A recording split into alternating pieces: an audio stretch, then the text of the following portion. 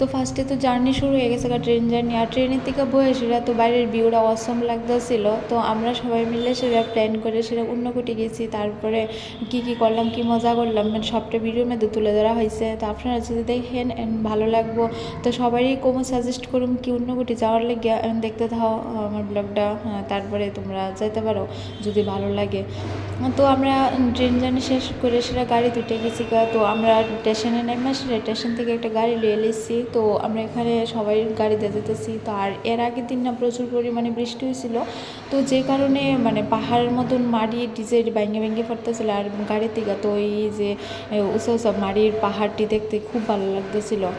তো মানে না দেখলে হয়তো বা বুঝতে পারতাম না। তো এর আগের দিন প্রচণ্ড বৃষ্টি আসলো।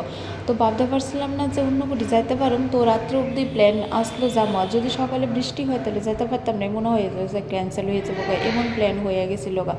কিন্তু তারপরে যখন দিনটা দেখলাম ভালো আছে, তারপরে দিয়ে আমরা সবাই সকালে একটা ভোরবেলা 5টা ট্রেনে রওনা দিচ্ছি, 6:30 ট্রেন ছাড়ছে। তারপর আমরা যাইতেছি অন্যকুটির উদ্দেশ্যে। আর এই জায়গার যে টার্নিংটা আমার একদম সারা লাগছিলো। আমার ফেসবুকে হয়তো বা এটার ভিডিও দিয়ে দিছে, তোমরা হয়তো বা দেখছো।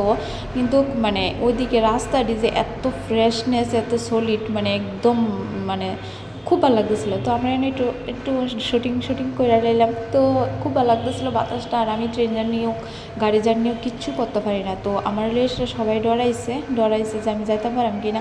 তারপর ফাইনালি যে অন্যকুটি গিয়ে সেটা গেছি গা, মানে এটা বিশ্বাস করতে পারতেছে না আমি ট্রেন জার্নি করে বা তারও জিগেতেছে। তো এখানে পাথরের মূর্তিটি মানে পাথরের গায়ে খোদাই করা আসলো। তো এটাও দেখতে আমার খুব ভালো লাগছে। অন্যকুটি জায়গাটা খুব সুন্দর জায়গা। আর ওই দিন না অনেক ভিড় হয়েছিল।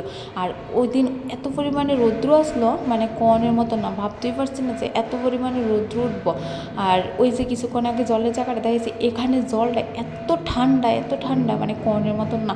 মানে ওইখান থেকে আমার এই জায়গাটার থেকে যাইতেই ইচ্ছা করতেছে না। আর এখানে ঠাকুর মশাই আছে, এখানে আবার পূজাতে। তো এখান থেকে পূজা টুজা দিয়ে তারপরে উপরেটা গেছি। এই যে সিঁড়ি দেখতেছে, এগিয়ে না কতটি সিঁড়ি, অনেকগুলো সিঁড়ি আছে। এই সিঁড়ি গিয়ে উঠতে সেটা উপরে আবার পূজাও ওইখানে গিয়ে সেটা ঠাকুর মশাই আছে। তারপরে আমরা অন্যকুটি ঘুরা টুইরা আয়া পড়ছি এখানে লক্ষ্মীনারায়ণ বাড়ির মধ্যে। তো এখানে যার যে মান্নত করা হয়, মান্নত করে সুতা বান্ধা হয়। তো আমিও করে এলাম। আর এই জায়গার মানে খুবই সুন্দর মানে জায়গাটা।